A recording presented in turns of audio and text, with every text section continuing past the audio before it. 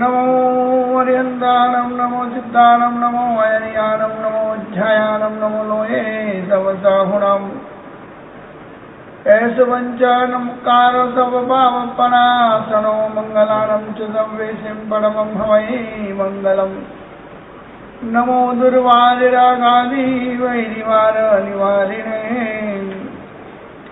अर्हते योगिनाथाय महावीराय दायिने कल्याणपादपारामम् सूतगंगा हिमाचलं विश्वाम्भोजरविन्देव वन्दे श्रीज्ञातनन्दनम् ओंकारबिन्दुसंयुक्तं नित्यां ध्यायन्ति योगिनः कामदं मोक्षदं चैव ओंकाराय नमो नमः। अज्ञानतिमिरान्धानां ज्ञानाञ्जनशलाकया नेत्रमुन्मीलितं येन तस्मै श्रीगुरवे नमः। आबाल्यकालात् शुभशीलशालिनां जैनागमे कोविदसत्त्वशालिनम् विश्वेशदा मङ्गलकेलिमालिनं वन्दे सदानन्दसूरिसागरम्। धर्मस्य प्रतिपालयन् प्रतिदिनां सत्पावनां पद्धतिं सौजन्येन निजेन लोकवीतो भूरि प्रभावोज्ज्वलम्। कीर्तिसारदचन्द्रिकामिवपनां लोकोत्तरां वर्जयन् श्रीमद्दर्शनसागरोर्विजयते श्रीमद्दर्शनसागरोर्विजयते सद्धर्मसंरक्षको सद्धर्मसंरक्षको।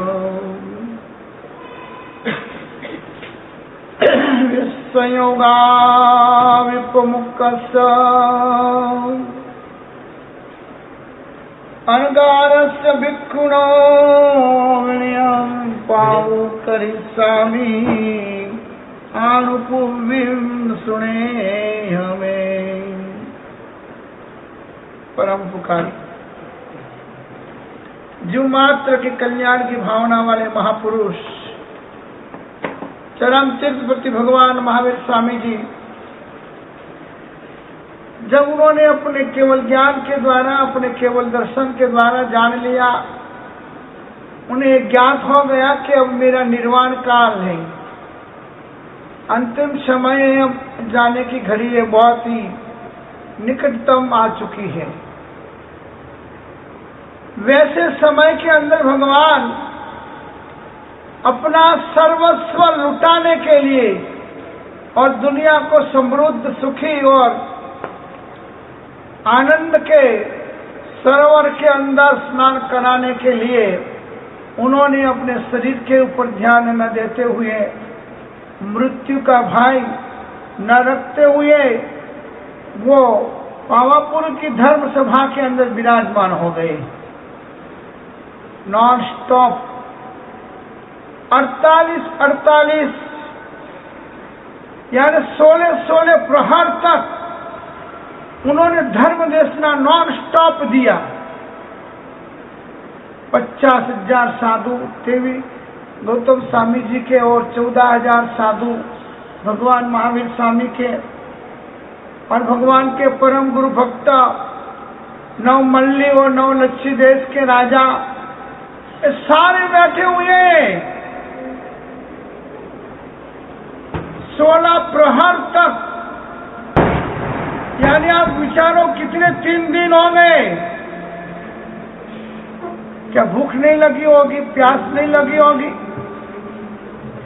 दुकान याद नहीं आई होगी, उनको धंधा याद नहीं आया होगा, किसी ने ब्याज देने के लिए टाइम दिया होगा, वो भी याद आया होगा। मगर शास्त्रों में लिखा है कि रूढ़ी ने रढ़ियारी रे वीरतारी देश नारी। ये तो भली जो जन्म संभलाई। भगवान जब धर्म देशना देते हैं ने, तब एक योजन तक उनका आवाज जाता है और लोगों को सुनाई दे पड़ती है।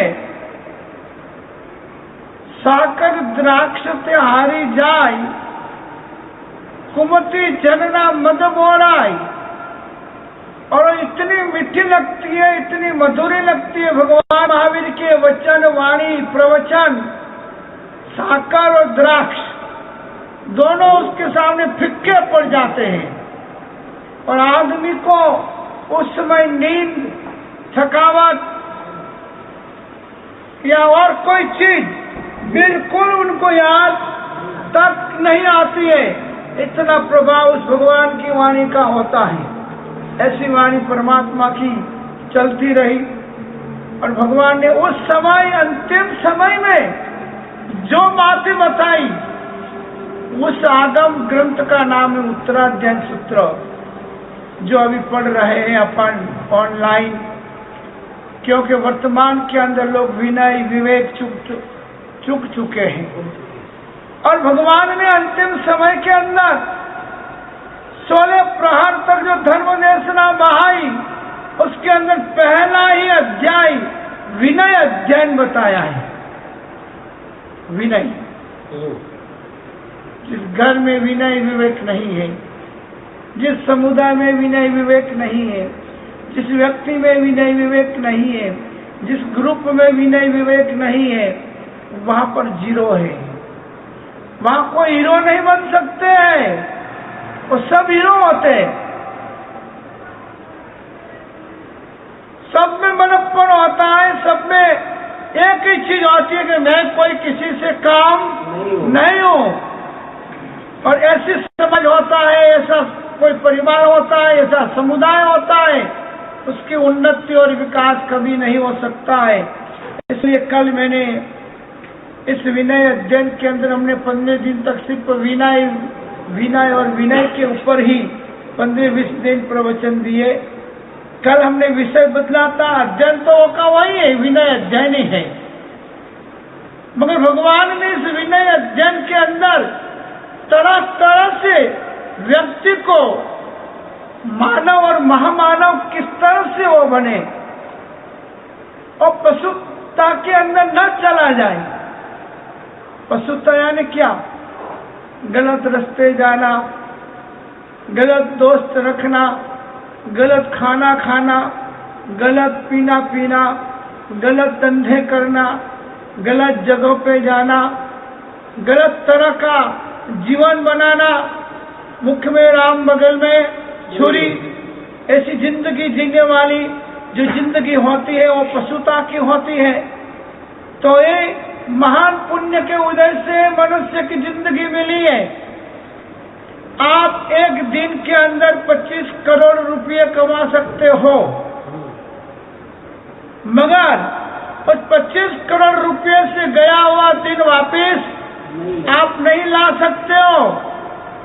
तो ऐसे कीमती दिन इस मनुष्य जिंदगी में अपन को मिले हैं। तो इस मनुष्य जिंदगी में मिले हुए दिनों को पावन नहीं बनाएंगे, पवित्र नहीं बनाएंगे, सफल नहीं बनाएंगे, तो अपन यदि दूध नहीं पिएंगे तो पानी तो पीना ही है, पीने बिना तो चलने वाला है ही नहीं। तो क्यों नहीं कि दूध भी पिए, गाय का शुद्ध, तंदुरुस्ती, शरीर स्वास्थ्य अच्छा रहे। तो संसार में तो हो ही हो, तो क्यों नहीं बीच में समय निकाल कर दूध से भी पवित्र, दूध से भी ताकतवान इन धर्म की आराधना के माध्यम से आत्मा को पावन और पवित्र हम बना लेवे। इसलिए प्रभु ने अपन को कल बताया था, राग द्वेष नरक का, राग द्वेष अधर्म का द्वार है, कल का विषय था हमारा। उसके ऊपर अपन विस्तार से कल 1 घंटा प्रवचन हुआ है। आज का विषय है राग द्वेष नरक का द्वार है। दरवाजे बहुत होते हैं, कोई बड़े दरवाजे होते हैं, कोई छोटे दरवाजे होते हैं, कोई बारियों में से भी निकलने का रास्ता होता है और कोई लिफ्ट के द्वारा भी जाने आने का रास्ता होता है। आजकल तो रास्ते बहुत ही हो चुके हैं, मगर आत्मा के लिए रास्ता एक ही है, जन्मना और मरना। उसके अलावा मनुष्य के लिए अभी तक और कोई दूसरा रास्ता नहीं निकला है।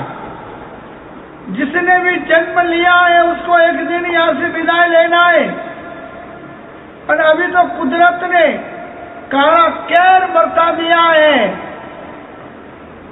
जो भी सामूहिक कर्म अशुभ कर लिए, समुदाय में साथ में रहकर गलत काम कर दिए,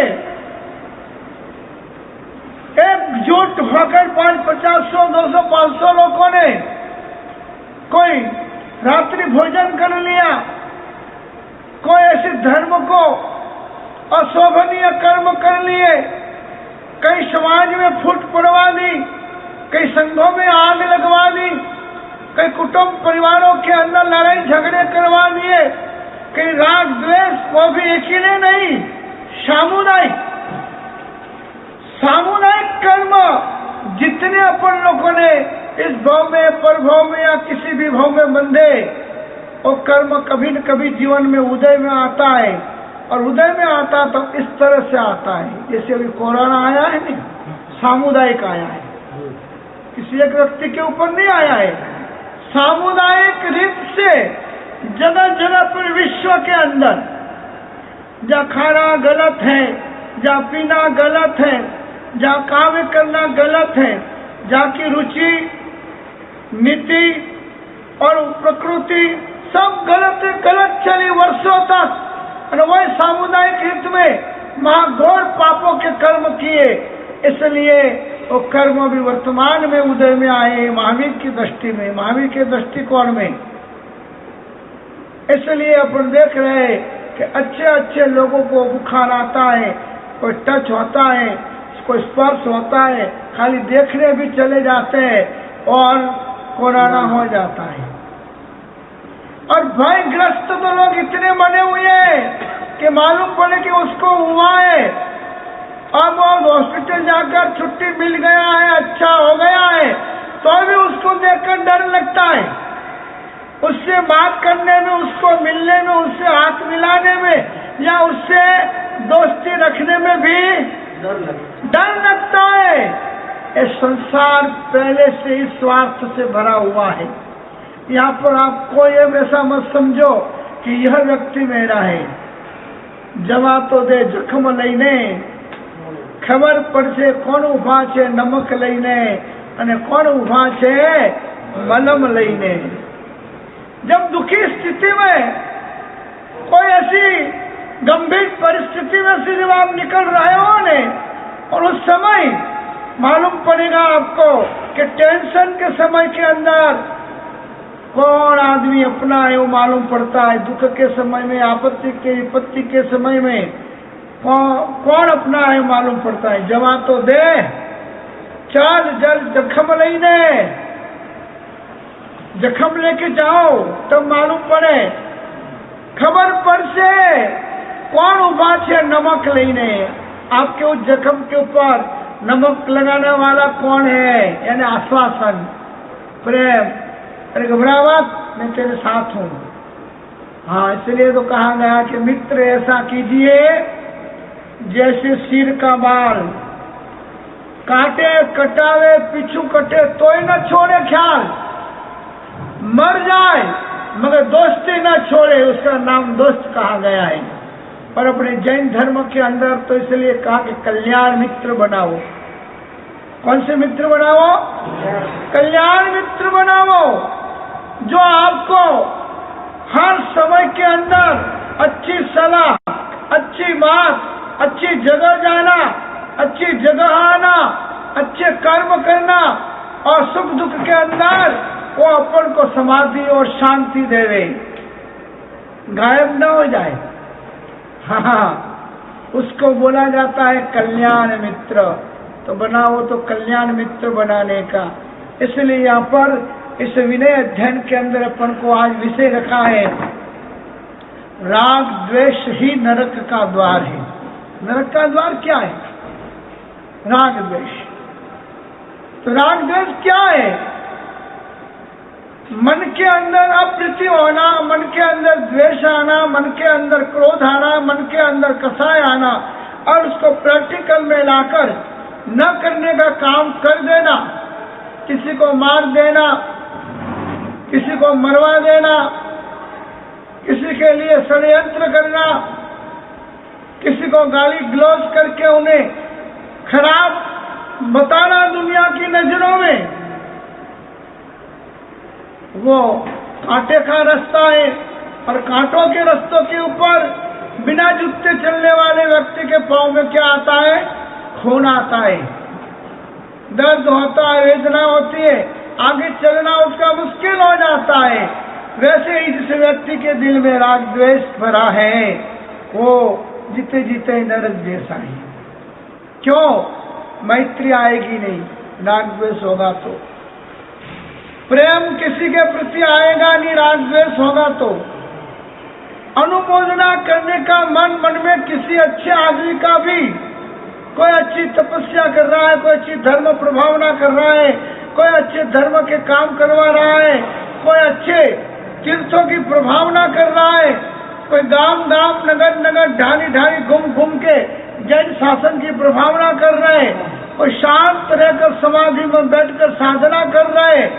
ऐसे महात्माओं को भी देखकर जिनको प्रेम और मैत्री पैदा न होवे, उसका नाम है राग और द्वेष। हम ही अच्छे हैं, दूसरे सब बुरे हैं, उसका नाम है राग और द्वेष। हमको ही वंदन करने से सुसाधु हम, और दूसरे को वंदन करना मतलब वो कुसाधु, वो राग और द्वेष। यह चीजें जहां तक इस दिमाग में से, इस हृदय में से अपन निकालते नहीं है, वहां तक अपनी सारी की सारी धर्म क्रियाएं राग द्वेषमय बन जाती है। एक मकोड़ा कुमारपन राजा के शरीर के ऊपर आके चिपक गया, काटने लगा, और ध्यान में बैठे थे, धर्म में बैठे थे, और उनको हुआ कहे बेचारा मर जाएगा।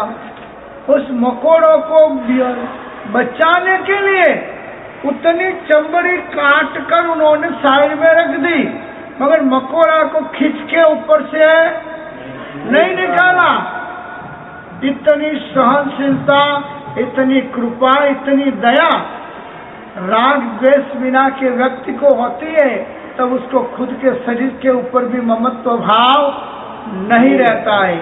आज तो अपन को अपने संप्रदाय के ऊपर ममत्व, अपने गच्छ के ऊपर ममत्व, अपने समुदाय के ऊपर ममत्व, अपनी पार्टी के ऊपर ममत्व, और इस ममत्व में अपनी ये आत्मा भगवान को भी राग द्वेष में डाल देती है, गुरुओं को भी राग द्वेष में डाल देती है।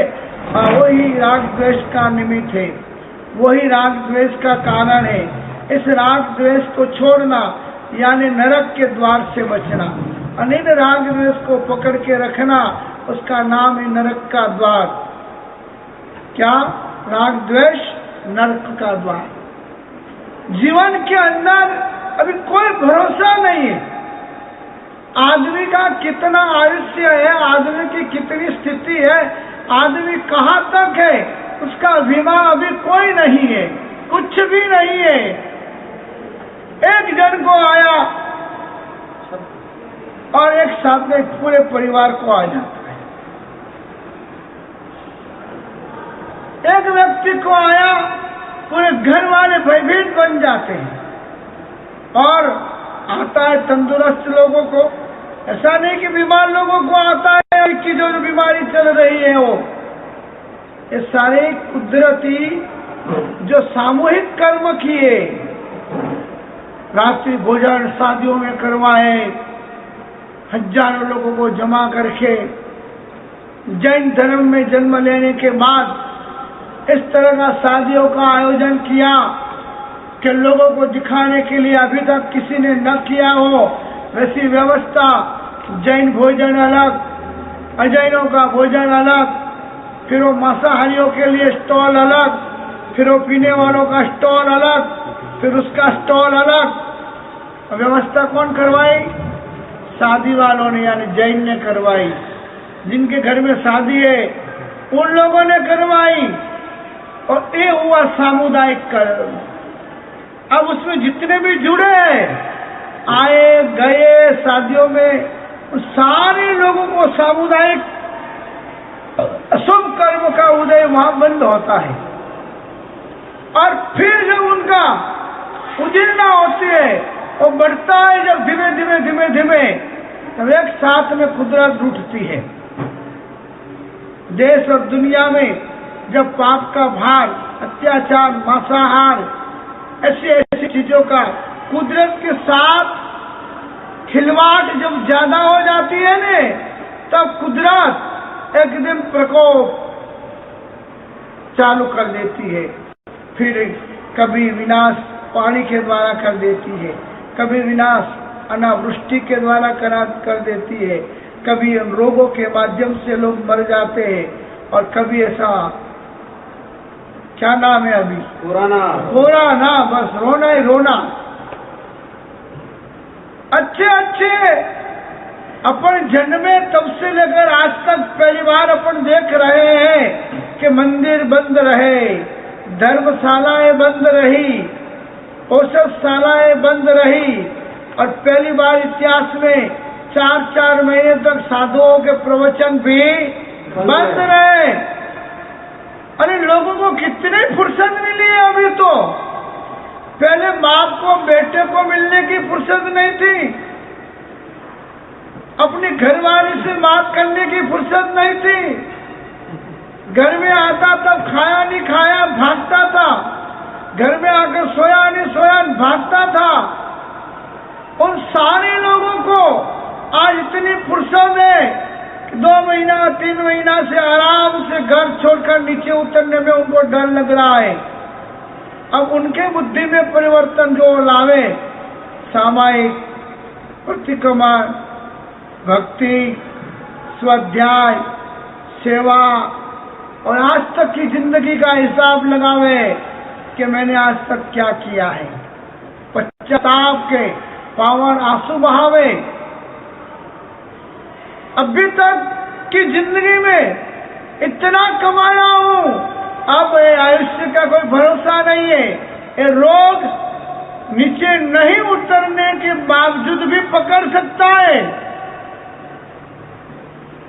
1500 करोड़ का मालिक को पूना वाला मर गया तो उसके घर वालों को उसका मुंह देखने को नहीं मिला। वीडियो देखा होगा ना, उसको पूरा प्लास्टिक में बिटा हुआ है, उसका मुंह भी बिटा हुआ है, तो 4 आदमी आके ऐसे डालते हैं और जैसे लकड़ी से उसको हिलाते। मतलब 1500 करोड़ का मालिक की भी यह स्थिति होती है, तो ऐसे कैसे कैसे कितने कितने लोगों की क्या क्या हालत हो रही है। मगर देवगुरु और धर्म के संपर्क में संसर्ग में नहीं आए, वहां तक उनको ये नरक, ये राग द्वेष, ये मोह ममत्व, ये दान, ये पुण्य, समय का सदुपयोग या इस जिंदगी का सदुपयोग करने का सोच तक नहीं आता है। उनको तो पूरे दिन एक ही आता है, बस बाओ बेटो जपे, जो आवे सो खपे। हाँ, किसी का गिरे मुझे मिले, पूरी दुनिया का मैं खा जाऊं मगर मेरा कोई खाए उसका तो सत्यानाश। बस ये नरक का द्वार है। मानवता की महक होती है। एक कर्ण के द्वारा जीवन परिवर्तन हो गए, ऐसी बातें सुनी है। वही व्यक्ति यह सोच सकता है कि एक दिन में 25 करोड़ कमाना सरल है, मगर उस 25 करोड़ से एक दिन को वापस लाना अपने हाथ में नहीं है।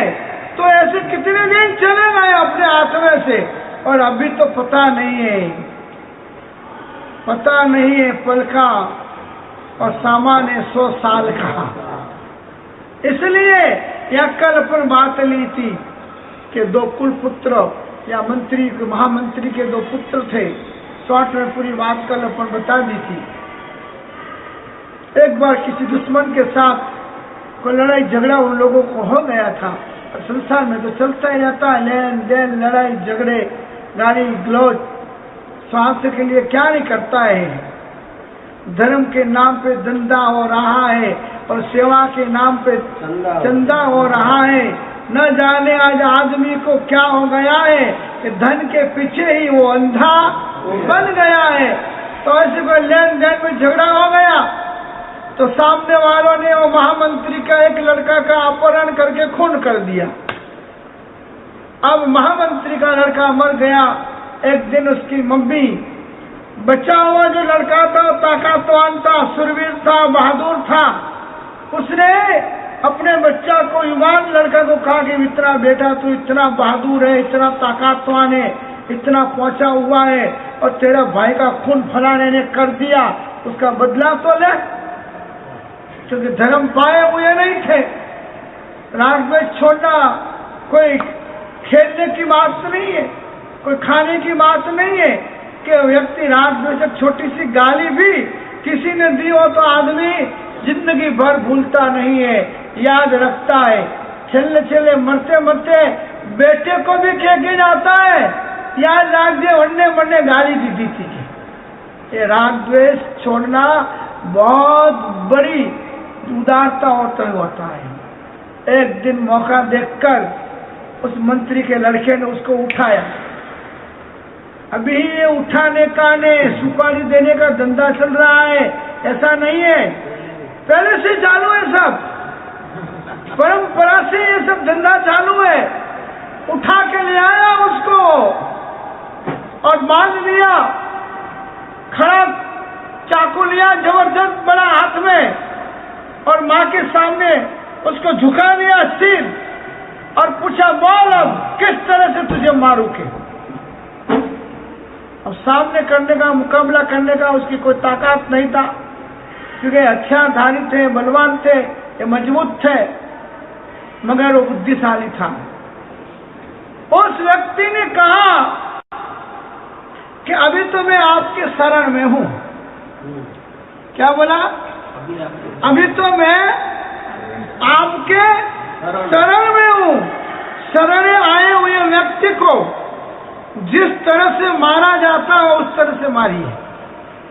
कोई व्यक्ति पांव पड़ जाए, मुँह गाय हूं, हिंदू धर्म में गाय को मां मानी गई है अपन, और गायों के लिए अपन दान पुण्य करते हैं। और कोई व्यक्ति हाथ जोड़ के बोल दे, मुथानी गाय उठू मन बचा ले, फिर उसको कोई हाथ लगाते हैं? इसने भी बोल दिया, अभी तो मैं तुम्हारे शरणों में आया हुआ हूं। तो शरण आए हुए व्यक्ति को जिस तरह से मारा जाता और उस तरह से आप मारिए। उसके हाथ में खड़क तलवार था। अपनी माता जी के सामने देखता है, माँ बोल अब क्या करूं।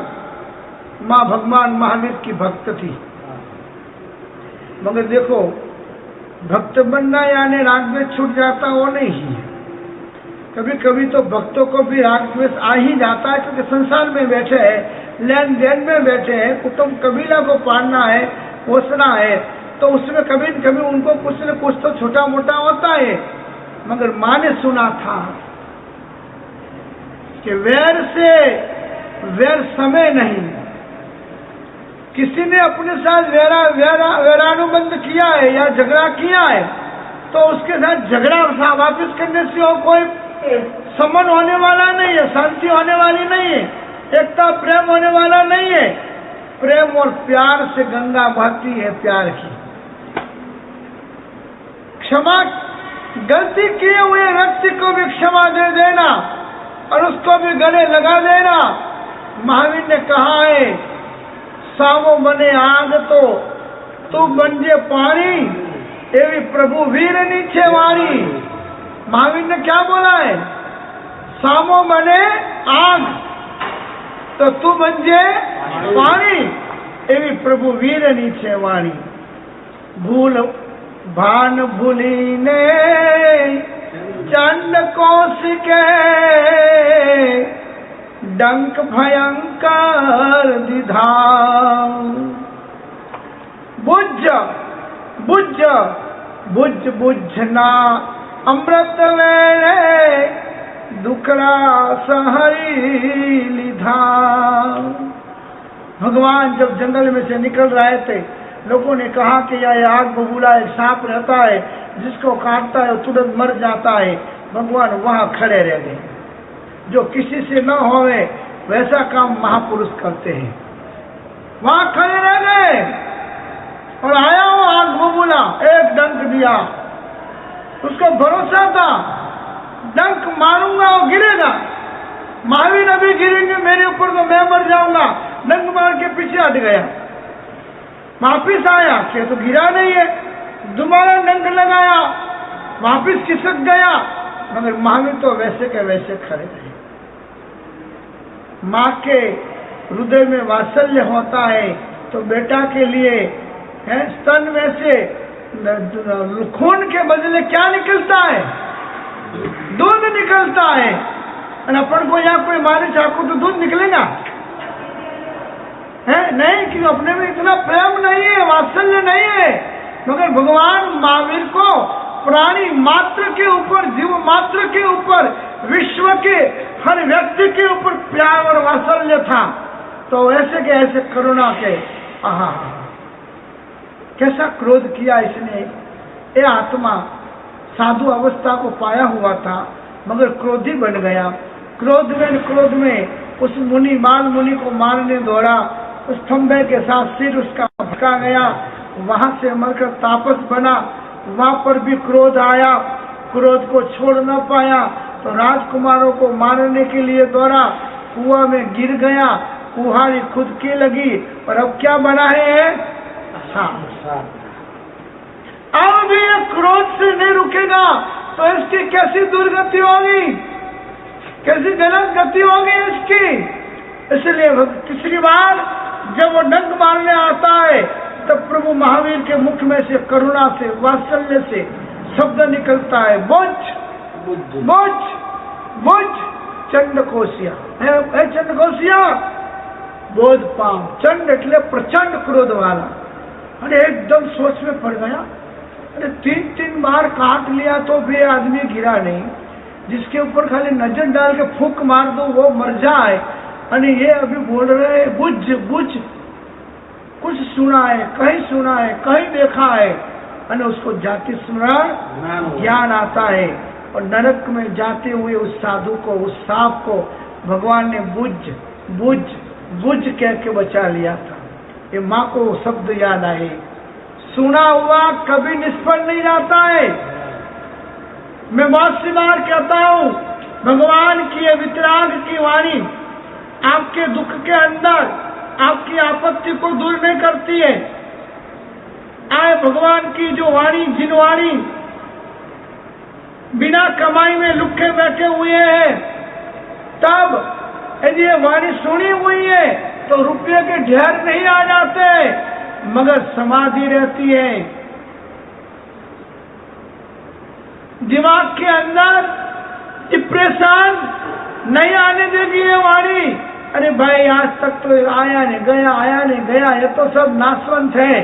अभी पुण्य का उदय कम है तो थोड़ी कमजोरी है, कल विटामिन की गोलियां बढ़ जाएगी, पुण्य उदय आएगा, विटामिन है, ऑटोमेटिक ढेर लग जाने वाले। और उसके लिए ही तो देव और गुरु है। विटामिन क्या है? देव और गुरु है, जो 24 घंटा साधना में रहते हैं, आराधना में रहते हैं, भक्ति में रहते हैं, पूजा में रहते हैं। उनकी दुआएं ही तो बड़ी काम आती है अपन को। संतों की नजरों में अजब तासीर होती है। ये नजरें यदि महर से देख ले तो राख भी अक्षीर होती है। गुरुदेव यदि ये प्रसन्न मन से राख लेकर भी मंत्रित करके दे देवे और बोले कि जाए, ऐसे करना होता ही है। ऐसे हजारों किस्से आज भी बनते हैं, पहले भी बने। इस माँ जो थी उसने जो वो तलवार देखी वो पांव पे पड़ा है और बोलता है कि सरने आए हुए को जिस तरह से मारा जाता हो ऐसे तुम मार दो, अभी तुम्हारे हाथ में हूँ और तो दुनिया में मुझे कोई बचाने वाला है ही नहीं। जब ऐसा बोला तब माँ के हृदय में दया आई। बस दया, धर्म एक काम करता है। ठेठ नरक के द्वार तक पहुंचे हुए खून करना यानी गलत दुर्गति में जाने का एक काम है। किसी को बचाने से पुण्य होता है, किसी को मार देने से तो पुण्य कभी होता नहीं है। तो माँ को दया उत्पन्न हो गई और माँ ने सोचा, शास्त्रों में लिखा है शरण आए हुए को मारना नहीं चाहिए। ये अभी अपने शरणों में गिरा है, माफी मांग रहा है, सॉरी बोल रहा है, मिच्छामी दुक्कड़म कह रहा है, और इसके लिए तो भगवान ने संवत्सरी महापर्व बना दिया। किसका पर्व है वो? मैत्री का पर्व है, क्षमापना का पर्व है। राग द्वेष के जो गांठी है उन गंठियों को खोलने का पर्व यानी महापर्व है, संवत्सरी महापर्व। तो उन्होंने उसको जो माफी मांग रहा था इसलिए बोला कि जो भी शरण में आवे उसको मारना नहीं चाहिए। और आगे मां बोल रही है, विश्वास जिसने अपने ऊपर छोड़ दिया है अब मार दे या बचा दे तुम ही हो, तब उसको मारना नहीं चाहिए। तीसरे नंबर में जो पांव पकड़कर प्रणाम कर दे ऐसे व्यक्ति को भी मारना नहीं चाहिए। व्यसन यानी जो दुखी हो गया हो, रो रहा हो, दुखी हो गया हो कि मेरे पास कुछ नहीं है, खाने का नहीं है, पीने का नहीं है, रहने का नहीं है, ऐसा दुखी पावे हुए को भी मारना नहीं चाहिए। रोगी जो रोग में पड़ा हुआ है, खड़ा नहीं हो पा रहा है और बीमारी से ग्रस्त बना हुआ है, ऐसे रोगी को भी दया रखना चाहिए। पांगरा यानी हाथ पांव टूटे हुए हैं, अंग उपांग उसके किसी ने तोड़ दिए या मारे हैं, ऐसे व्यक्ति को सत्पुरुष कभी मारते नहीं है। ऐसा भगवान महावीर ने अपनी वाणी में प्रवचन में सुनाया था। और उस माँ जी को, जिस माँ ने अपने बेटे को प्रेरित किया था कि उसको छोड़ मत, तेरा भाई का उसने खून किया, तेरे भाई को उसने मार दिया, अब तेरी ताकत है तो तू उसका बदला ले, ये प्रेरणा देने वाली माँ जब वो आया हुआ होशियार था, सीधा पांव पड़ गया। तो क्या बोला? शरण आए हुए को जिस तरह से मारा जाता हो उस तरह से आप मार दीजिए।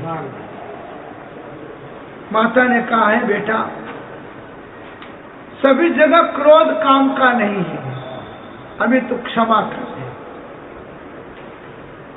इसने माफी मांग ली है, पांव पकड़ लिए, अपनी गलती स्वीकार कर ली है, इसलिए अभी अपने शरण में आ गया है। इसलिए अभी यहाँ पर क्रोध करना और सभी जगह पर क्रोध करना जरूरी नहीं है, कहीं कहीं पर लेट गो भी करना चाहिए। तब उसने छोड़ दिया, वैर छोड़ दिया और मेरी माता ने भी उसको आशीर्वाद दिया, बेटा जिंदगी में एक गलती तेने कर दी, मेरे बेटा को घुमा दिया मैंने, मगर भी कभी दूसरी किसी माता का बेटा को उस माँ का आसमां से वियोग मत कराना, ऐसा गलत काम कभी मत करना। और पग में पड़ता है, क्षमा मांगता है, प्रतिज्ञा करता है कि अब से मैं गलत रास्ते, गलत कामों में मैं कभी भी नहीं जाऊंगा। इस तरह से क्रोध को भी निष्फल प्रभु की वाणी के माध्यम से अपन करके नरक के द्वार को भी अपन रोक सकते हैं। हाँ, अने यदि पूरी जिंदगी क्रोध ही करते रहेंगे तो घर के अंदर भी आग लगती है, भाइयों के अंदर भी बोलचाल बंद होने के अवसर आ जाते हैं। दुकान धंधा में वर्षों से साथ में रहने वाले अपने व्यापारी बंधुओं के साथ भी पूरे दिन गुस्सा, क्रोध, गाली गलौज करने का ही काम चलता रहेगा, तो वहाँ पर भी अपना कोई रिलेशन रहता नहीं है। और एंड में जब बुढ़े बनते हैं, जब छल्ले माचा में यानी पथारी में पड़े रहते हैं और तब वो आदत है क्रोध करने की, तब फिर सोते सोते क्रोध, गुस्सा, गाली गलौज चालू रखते हैं, तो दुर्गति के अलावा और कोई रास्ता प्राप्त नहीं हो सकता है। जो बच्चा छोटी उम्र में स्कूल में नहीं जाता है और पढ़ाई नहीं करता है और कितना भी बड़ा हो जाए फिर बाद में वो होशियार बनना बड़ा मुश्किल है। बस वैसे ही अच्छे कुल में जन्मे हुए जीवात्माएं, बच्चे बच्चिए, सावक साविकाएं छोटी उम्र से यदि धर्म का अटैचमेंट नहीं रखते हैं, धर्म से अपना रिलेशन नहीं बनाते हैं, तो फैशन के रास्ते, व्यसन के रास्ते, गलत दोस्तों के साथ धोखा वगैरह पीने के रास्ते या और कोई होटलों में अपने बाप की टोटल मुड़ी खत्म करने वाले ही पैदा होते हैं। इसलिए यहाँ पर प्रभु ने बताया है विनयात मोक्ष, मोक्ष विनय से मिलता है। क्यों कि विनय होता है तो विवेक होता है। विवेक का मतलब आंख खुलनी, आंख खुलने का मतलब दिखाई पड़ेगा कि खड्डा है तो खड्डा छोड़ के चलना है। आंख खुलने का मतलब रास्ता सही नहीं है तो दूसरे रास्ते से चलना है। तो विनय से विवेक पैदा होता है और विवेक अपन को जीवन जीने की कला सिखाता है। इसलिए अपन को यहाँ पर बताया गया है कि विनय क्या चीज है। विनय जिनागम के रहस्य को सिखाने का एक अमृत बिंदु है। जिसके जीवन के अंदर विनय होता है वह व्यक्ति हमेशा वितराग धर्म के इन तत्वों को 5 मिनट, 10 मिनट, 15 मिनट, आधा घंटा, सप्ताह में एक बार, 14 के दिन है, महीने में है या कुछ नहीं तो घर बैठकर एक सामायिक कर स्वाध्याय करने की आदत पालेगा और 1 घंटा इसे धार्मिक ग्रंथों का स्वाध्याय करेगा नहीं तो उसको उस 48 मिनट में कुछ न कुछ ज्ञान उपलब्ध होगा और वो प्रैक्टिस चालू रहेगी ने 6 महीने के अंदर भले कोई सूत्र कंठस्थ होवे कि नहीं होवे, मगर हिंदी और गुजराती में हर अच्छे ग्रंथों का ट्रांसलेशन है। मगर ग्रंथ कौन से पढ़ने? अभी के कोई ग्रंथ नहीं पढ़ने,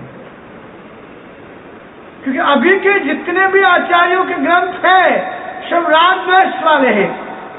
किसी ने लिखा होगा एक तिथि अच्छी है तो उसमें एक तिथि की बातें लिखी होगी, उसका जवाब देंगे 2 तिथि वाले, उसमें लिखा होगा कि 2 तिथि ही पक्की है, सच्ची है, अच्छी है।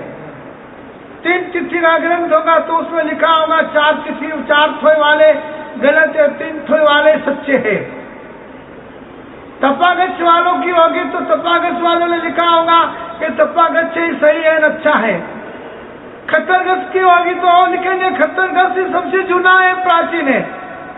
तो जहाँ अपन को राग छोड़ना है, द्वेष छोड़ना है, ममत्व छोड़ना है और छूटेगा नहीं, और कोई न कोई ममत्व इसमें से अपन पकड़ लेते हैं, फिर अपन कट्टरवादी बनते हैं। मेरा जो है वो सत्य है और दूसरों का जो है वो असत्य है। फिर वो सामायिक दूर होती है, क्षमता दूर रहती है, धर्म दूर रहता है और लड़ाई झगड़े आगे रहते हैं। इसलिए अपन को महापुरुषों ने आज से 200 साल पहले जो भी महापुरुष हुए, शांत सुधारस है, उत्तरायण सूत्र है, ये सब हिंदी में गुजराती में ट्रांसलेशन मिलते हैं। अध्यात्म कल्पद्रु है, प्रसवनति प्रकरण है, ज्ञान सार है, हजारों ग्रंथ है। उन ग्रंथों का ट्रांसलेशन वाला हिंदी या गुजराती ग्रंथ लेने का और सामायिक के अंदर उसका वांचन करने का, कुछ नहीं तो उपदेश प्रसाद लेने का। उपदेश प्रसाद विजय लक्ष्मीश्वरी महाराज ने 400 साल पहले बनाया है। उसके अंदर 360 दिन के 360 मैटर दिए हैं उन्होंने। कितने? 360 प्रवचन ही में भी है कि आप रोज एक प्रवचन पढ़ो, आपको ज्ञान आएगा। अनुभव प्रवचन कैसे दिए? टोटल आध्यात्मिक धर्म के विषय में, कोई जात की राग द्वेष निंदा कुतली पक्ष समुदाय गाच कोई चीज उसमें नहीं मिलेगी। उत्तरायण चल रहा है, भगवान की मूल वाणी है। भगवान ने अंतिम समय के अंदर जो बातें बोली है, ये बातें मैं अभी आपको समझा रहा हूं। भगवान ने बोला है कि संयोगा विप्रमुख विनय अध्ययन का पहला श्लोक है, संयोगा विप्रमुख है आत्मन। इस संसार के में जितने संयोग है, मिलना, जुलना, इकट्ठा होना, इकट्ठा करना, संग्रह करना, बनाना, मजा लेना, जितनी भी चीजें हैं ने विप्रमुख एक दिन अपन से वियोग होने वाली है।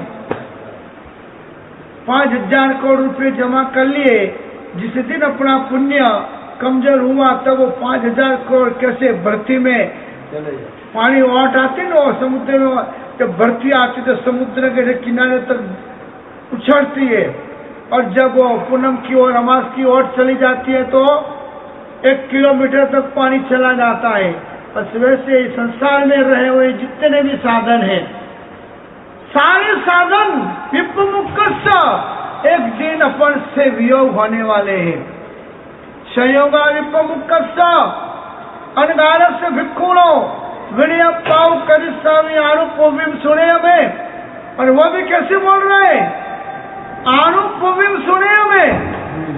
इतने वितरागी, इतने केवल ज्ञानी व्यक्ति ऐसा नहीं बोलते हैं कि मैं बोल रहा हूं। आनुपूर्विम परंपरा से शास्त्रों में बात लिखी है कि जो मिलता है उसका वियोग होता है, तो चला जाए उसके पहले उसका अच्छा उपयोग व्यक्ति को कर लेना चाहिए। और जब अच्छा उपयोग कर लिया है तो फिर वो जाएगा नहीं। तुमने शरीर को संभाला है, खाने में, पीने में, योगा में। भगवान महावीर के पिताजी सिद्धार्थ राजा भी सुबह उठकर योगा करते थे, मन युद्ध करते थे, अच्छे अच्छे जाके तेलों का मालिश करवाते थे, फिर कसरतशाला से बाहर आते थे, फिर राज सिंहासन पर बैठते थे। तो शारीरिक तंदुरुस्ती को खुद संभालते थे। फिर व्यवहार के, व्यापार के, उनके राज्य के काम वो चलाते थे। शरीर को संभालो, फिर व्यवहार को संभालो, फिर धर्म को संभालो, तो कभी भी ये चीजें जाएगी नहीं, क्योंकि पुण्य मजबूत है ने। अरक्षितम तिष्ठति सुरक्षितम देव रक्षितम भाग्यहीनो विनश्यति। अरक्षित व्यक्ति है कोई जिसको आसरा नहीं है रहने का, खाने का, पीने का, मजा से जिंदगी जिएगा, उसका कोरोना नहीं आएगा।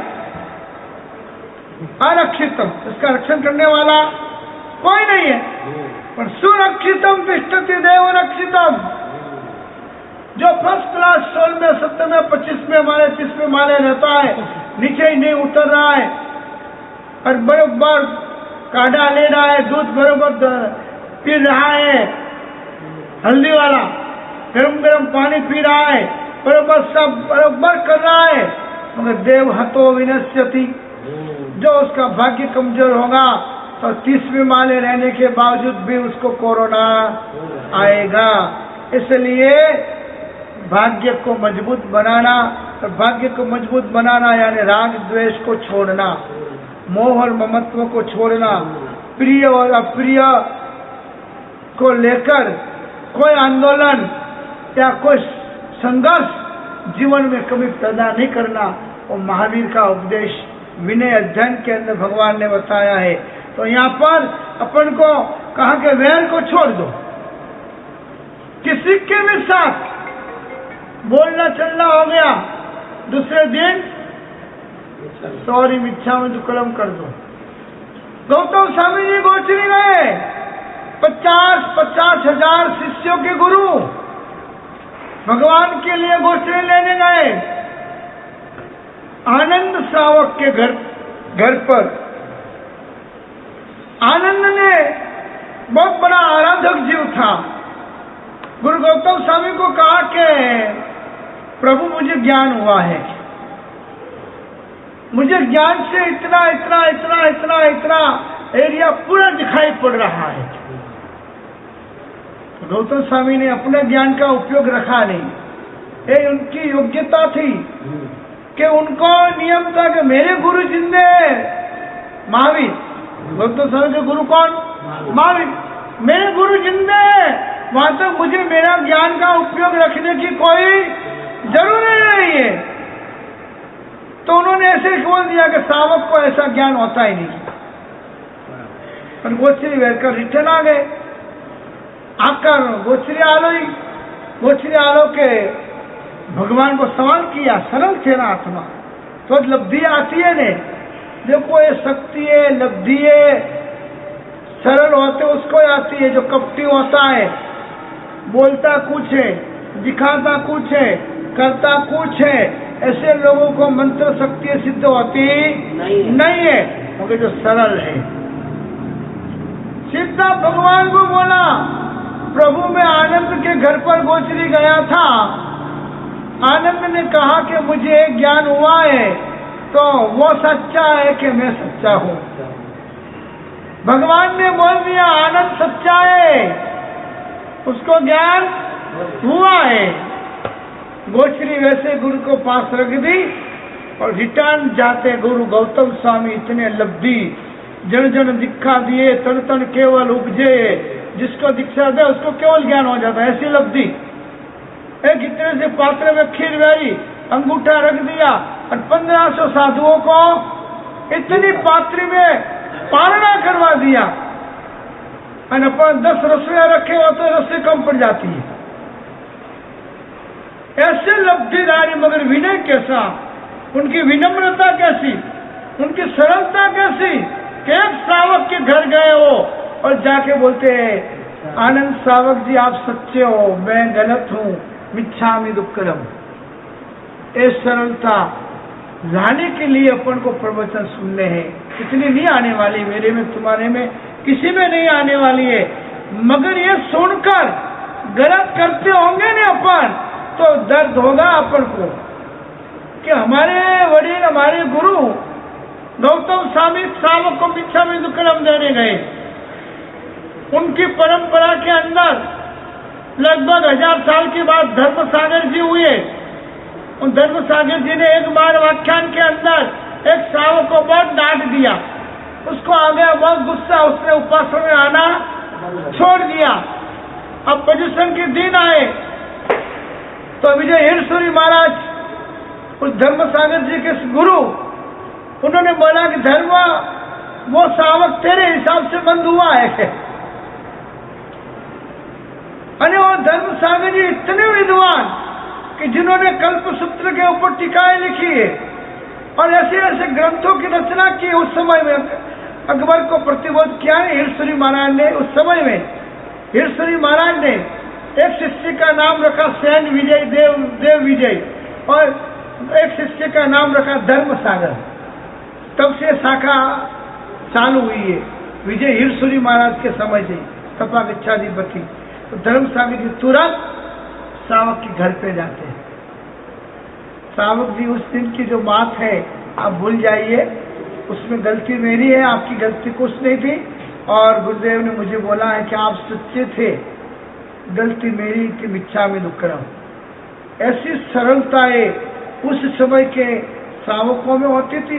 अरे गुरुदेव आप क्यों पधारे, आपको मेरे घर मिच्छामि दुक्कड़म देने आने से मुझे प्रायश्चित करना पड़ेगा, गुरु के पास श्रावक को जाना चाहिए।